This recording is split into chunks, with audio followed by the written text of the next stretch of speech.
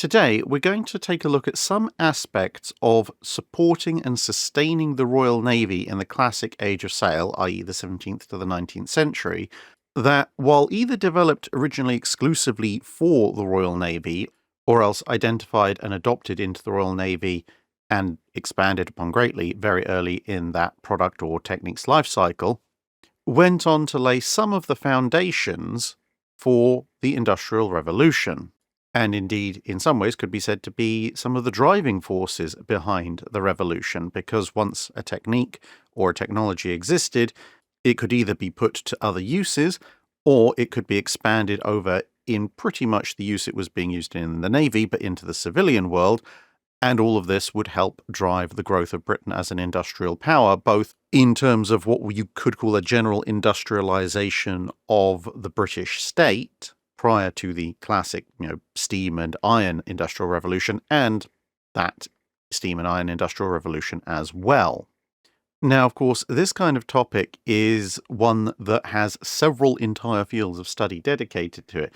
Indeed, there are entire pretty thick and very well-researched books just on single aspects of it, like how to supply coal to the Royal Navy, and that actually kicks off a lot sooner than you might otherwise think.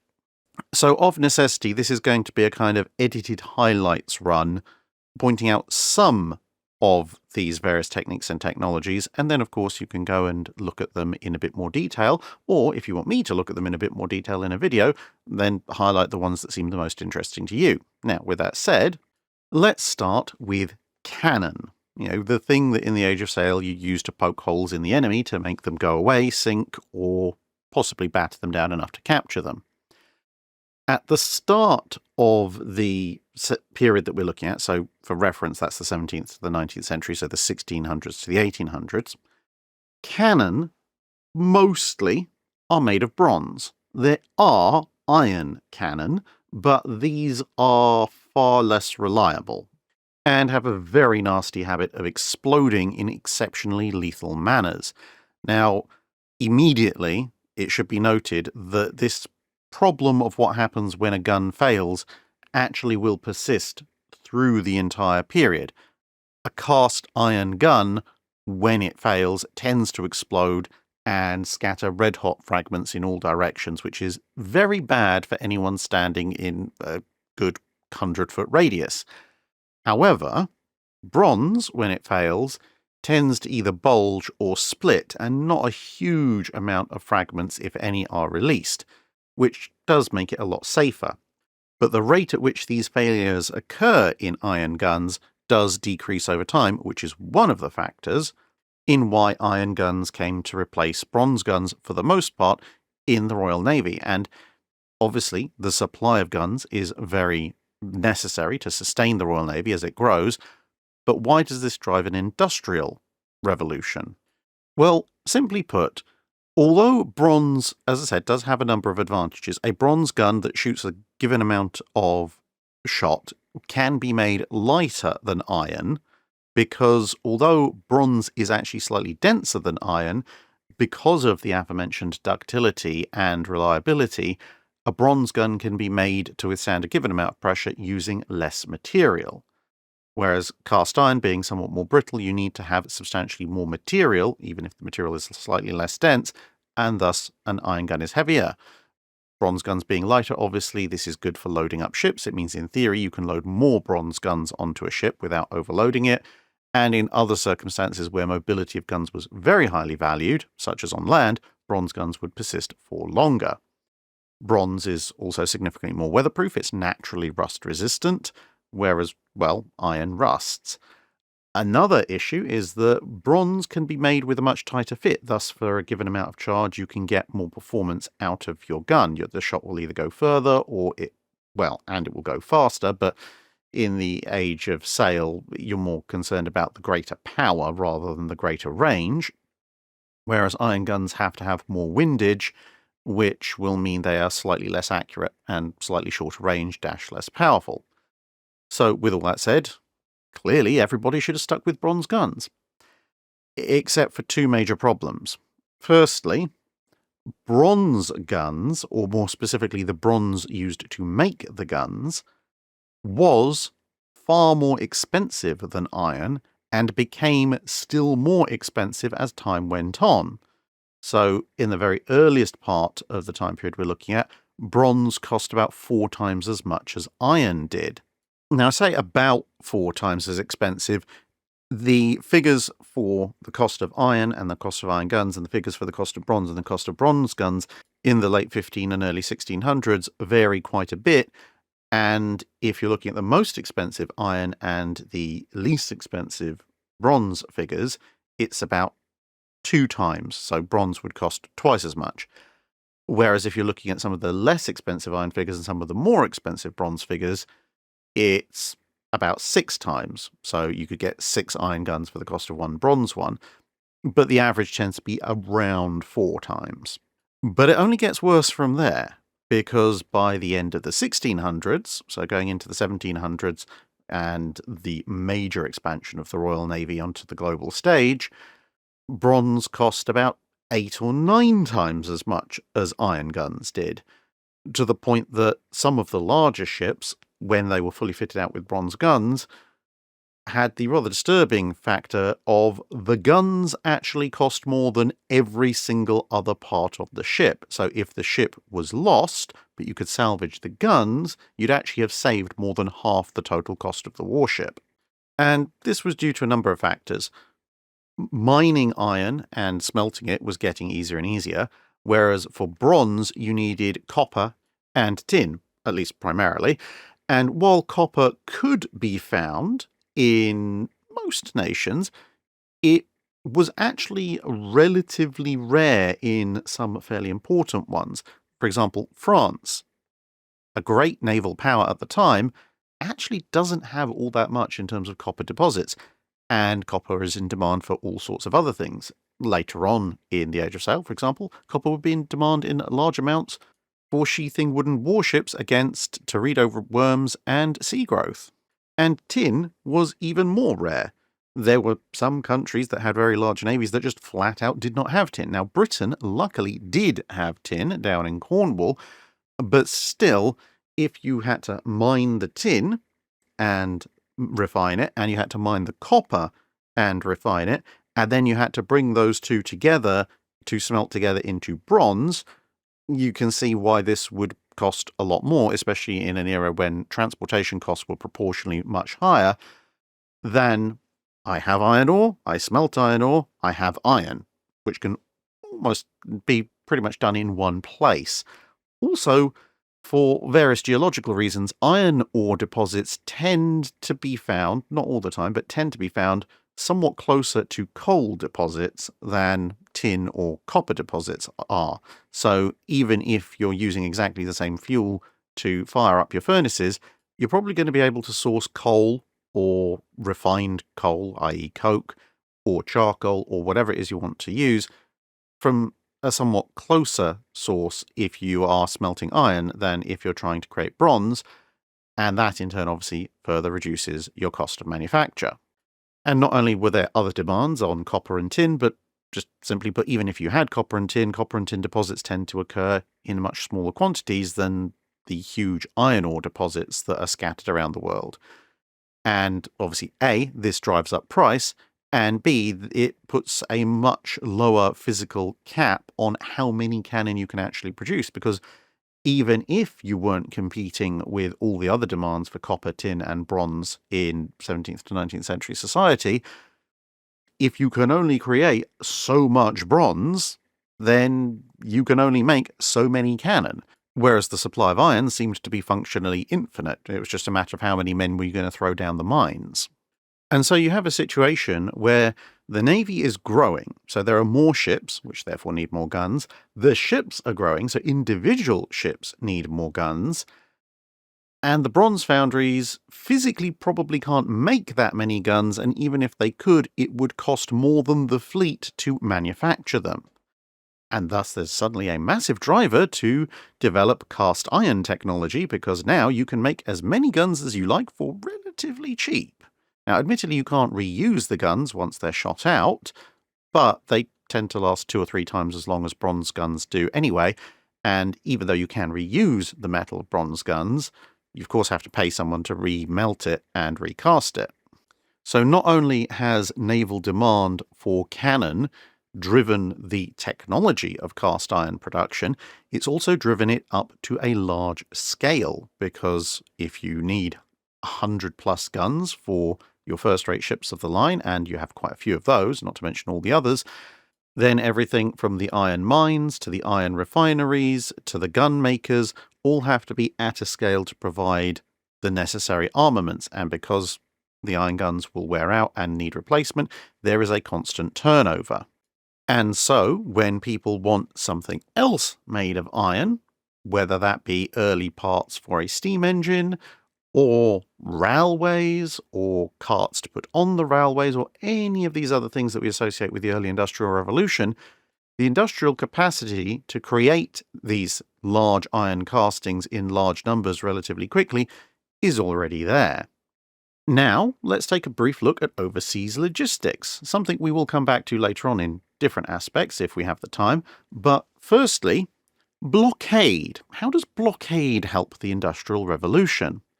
Well, if you want to establish a blockade that's actually going to be effective, so essentially you're conducting in some ways a siege except at sea, you can't just go out there, do a little bit of blockade, and then come home again when your food and water run out.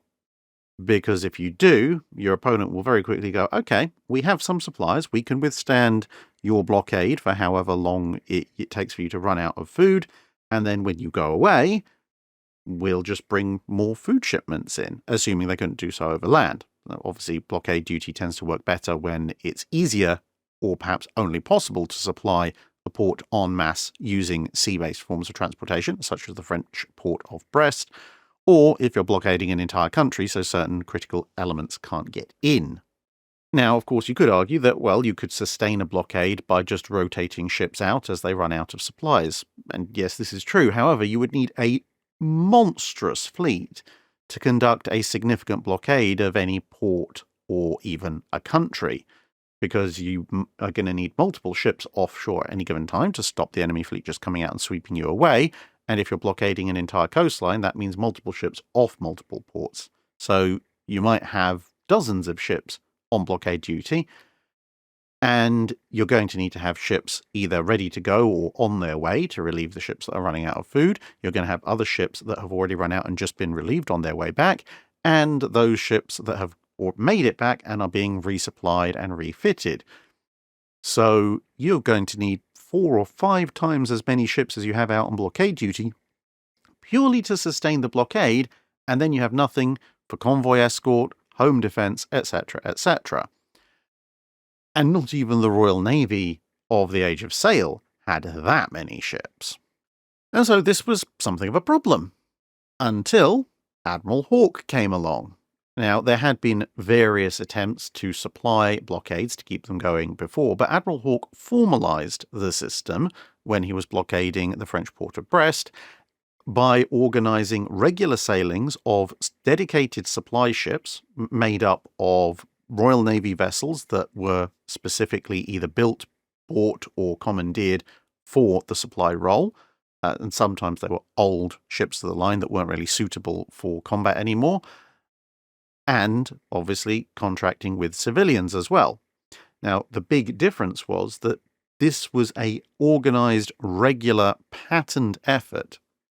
So not only were there what you might today call the equivalent of the Royal Fleet Auxiliary out there, but there were regular commissions for civilian merchantmen. And that meant that the civilian merchantmen had an incentive to set up shop in certain ports, which could then obviously supply the blockade. Because if you are going to get one contract, but then that contract might not come about again for an uncertain amount of time, then, well, if you've got a ship there, you'll take the contract. If you don't have a ship there, no big deal. And once that contract is complete, you're going to go off somewhere else looking for work.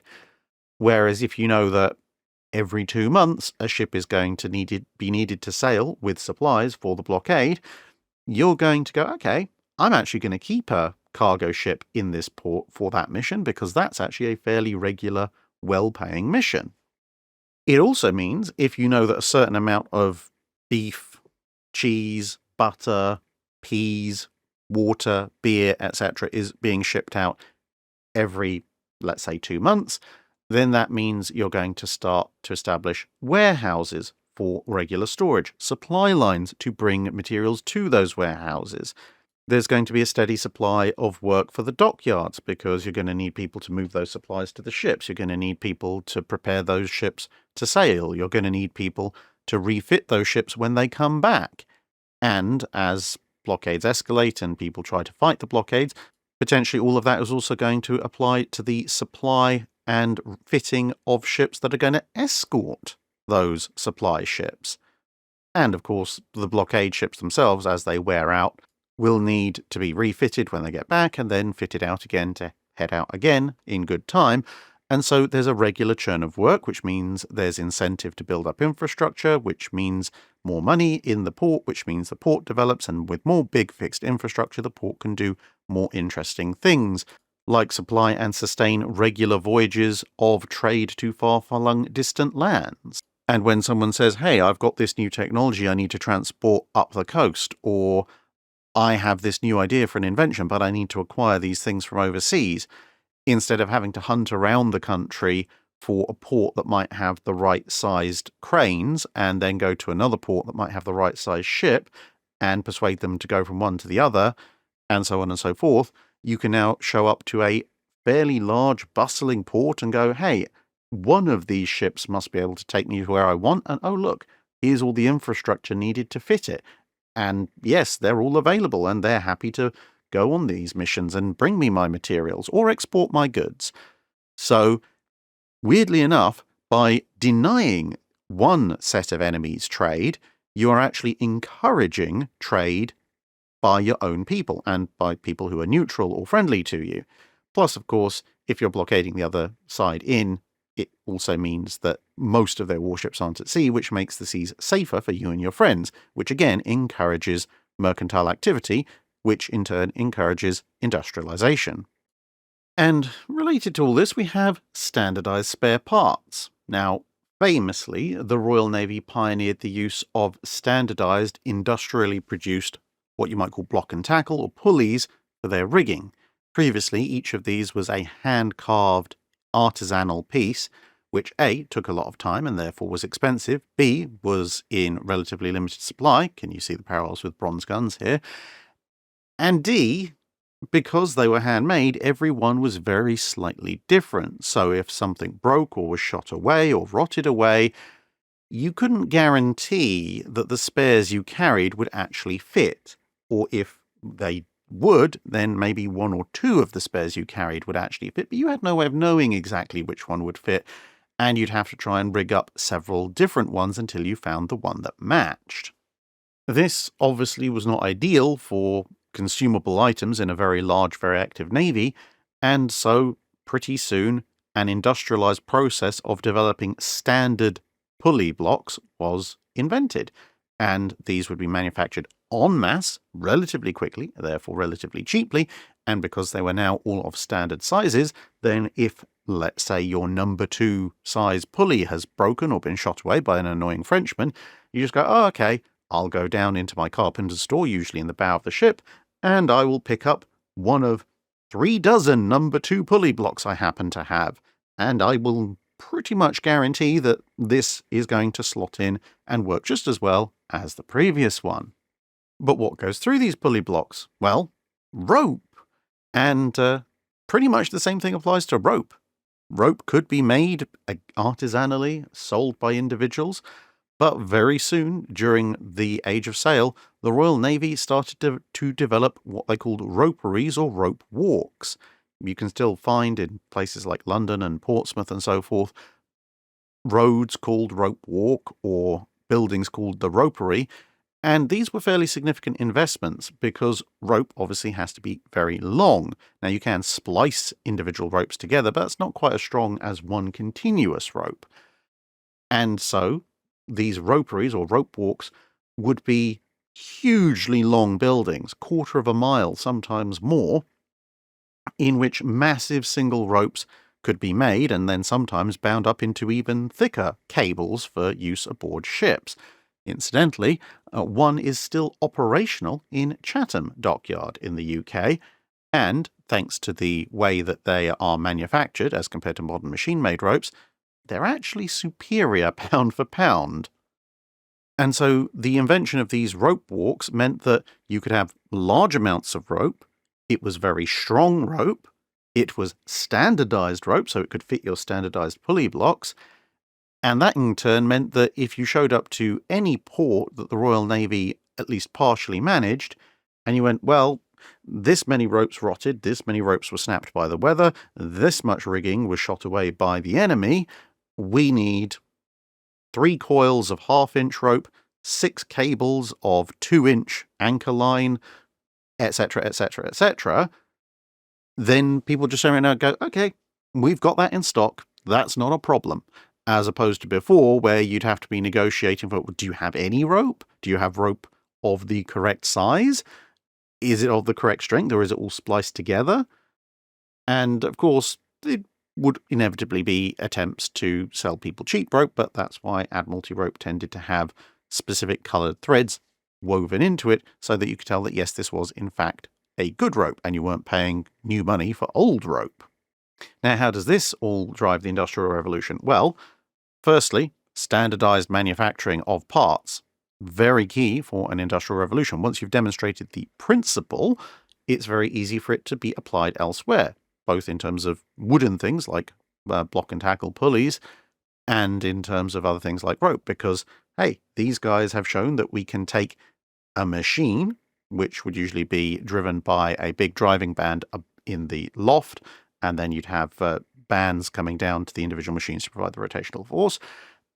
And people go, okay, well, if they can make that standardized, I can do exactly the same thing, except my machines will make chairs that are standardized, or carriages that are standardized, or components for other machinery, even plows that are standardized. Cheap, efficient, easy to replace. This is absolutely vital to the expansion of industrial efforts. And then we move on to what today might seem like fairly simple practices within dockyards. Now, the reason this is quite important is because you did have naval dockyards, but you also had dockyards that were shared between merchantmen and the Navy. And of course, the people who supervised these dockyards very often would dip in and out of naval service and back to regular civilian service, and back and forth, sometimes quite often. So for 5 years, you might run, let's say, the naval side of Plymouth, and then you might decide, actually, you know what? Someone's offering me better money to go and run the civilian dockyards in Plymouth. And then you might take some useful practices from the Navy over to your civilian side of things. What do I mean by this? Well, pre-stocked parts. Now, if you're mass manufacturing cannon, pulleys, rope, then you're going to have far more than any individual ship or fleet actually needs at any given time. This is a good thing because it means that you will have supplies ready to go when they come in. But of course, that means you have to know how many you have, and you have to store them in such a way that they are preserved long term. So that means warehousing, inventory, stock taking, and a way of issuing those parts in a way that you can keep a track of what you've issued and therefore what you then need to replenish. So this requires long-term thinking and organization. And it's not just for those mass manufactured bits. We're also talking stuff like wood sheds to season vast amounts of timber in order for that to then be ready for constructing ships 5, 10, 15, 20 years down the line. Mast ponds, which are large, shallow areas of enclosed water where mast timber was kept, again, was a long-term storage measure to keep it from drying out and becoming too brittle, but also to keep it from rotting away, believe it or not, because, well, you deny it oxygen and it shouldn't rot away. It stays nice and flexible. But then you also have ordnance stores. Ships would come in, the ordnance would be taken off, the ordnance would go into a general pool, ships would be issued ordnance from that pool, and that allowed for regular inspection and elimination of worn cannon that might be somewhat dangerous. And then you also have things like powder mills, because gunpowder being produced in the medieval period and even in the Tudor period to a certain degree was a little bit artisanal. And eventually, large-scale gunpowder manufacturing took off. However, it started to take off and then was supplied from those early mills to many countries, of course, as a matter of national security, and to reduce the cost of not just having to buy the gunpowder in, but transport it all. Gunpowder mills started to be constructed in the UK. Now, what do all of these things have to do with the Industrial Revolution? Well, again, it's a matter of setting a precedent. A lot of examples of things like this could be done here or there for a specific company or a specific industry.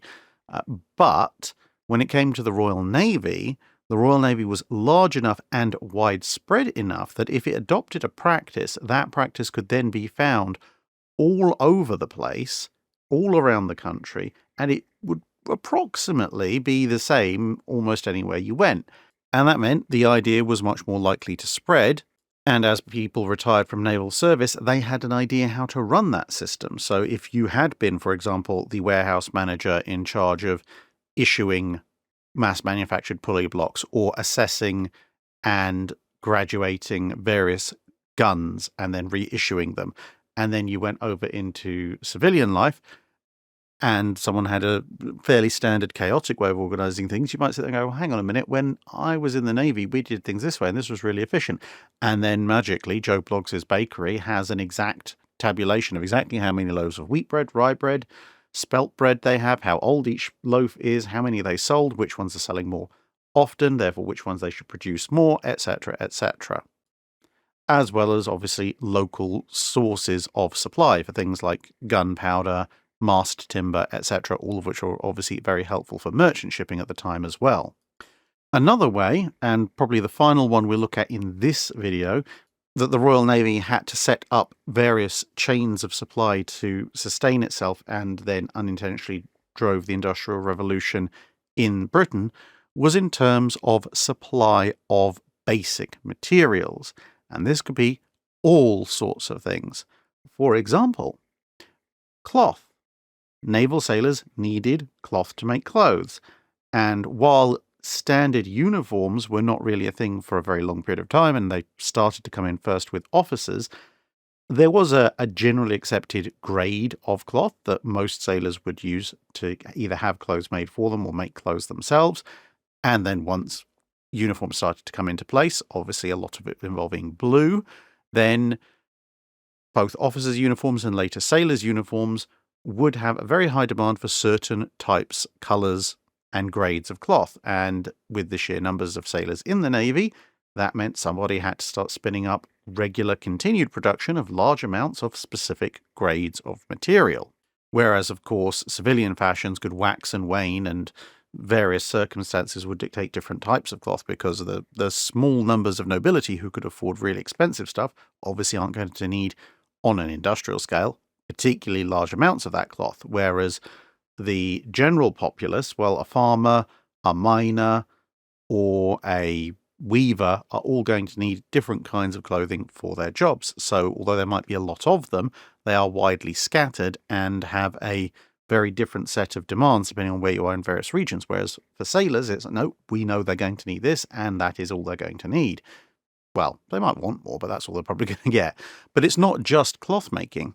We've covered in the past the clocks that we used to determine longitude and how long it took to develop each one of them. But the fact that the Navy existed and wanted lots of these things meant that suddenly, once the principles of creating such clocks and watches had been cracked, there was now suddenly an incredible demand to have more of them. And that meant there was also a demand to work out how to standardize them, how to, relatively speaking, mass manufacture them. Same thing as we mentioned earlier with coal for the manufacturing of guns, and then later on for the firing up of steam plants for dry dock pumps and machinery, or machinery that drove other machinery via the flybelt system. And then eventually, obviously, coal engines for powering ships, but before that, powering trains that brought materials to dockyards and so forth, and even cranes at that point to lift things. All of that created a huge demand for coal, a regular demand for coal, and a need to supply coal along certain routes. Now, of course, the growing demand for coal in cities and in various other industries like mines, which were the first adopters of the steam engine in the UK, they also helped to drive the Industrial Revolution. But the Navy was pretty much the single largest coherent purchaser of coal across the UK during the period that presaged and then turned into the full-on Industrial Revolution. Because a given city will have certain demands, but another city will have different demands, and they'll probably want to source coal from closer to them just to solve transport costs and so forth. And various industries will have their own specific demands, but no single industry in Britain at the time would have the sheer level of demand that the Royal Dockyards and the Navy would have as a whole. And then, of course, you get into, as time goes on, issues about, well, this type of coal burns with more energy, this type of coal burns much cleaner, etc., etc. And a similar thing with iron and steel manufacture, especially in the 19th century, because as guns and ships get larger and larger, the Navy is putting demands on foundries to come up with bigger forges, bigger castings, bigger tools to turn those forges and castings into armor plate and gun barrels. And once again, they are the only real major consistent customer for these kinds of things because they're constantly building ships, they're constantly arming those ships, they're constantly developing new ways of doing this, usually bigger ways of doing this. And that in turn means that, again, when somebody else has need of an industrial process that can create something out of a significant sized chunk of iron or steel, well, the industry exists and has the capacity to accommodate it. Because, yes, there were other things that demanded large quantities of iron and steel. There were other things that demanded large amounts of iron and steel in single castings or forgings. But an awful lot of those would be one-off. So, once you've built the Crystal Palace with all its ironwork, you don't build another one. Same thing with St. Pancras Station. Huge amount of demand over a very short period of time, and then not again. Whereas with the Navy, that could sustain an industry that could then supply the nation with lots of other things using the technology and techniques that they developed in large part to supply the Navy. Now, as I said, this is just a very brief overview because we could talk about things like the logistics of getting mast timber from other countries, the creation of specialist mast ships. We could talk in more detail about how they managed various types of timber for various types of the ship.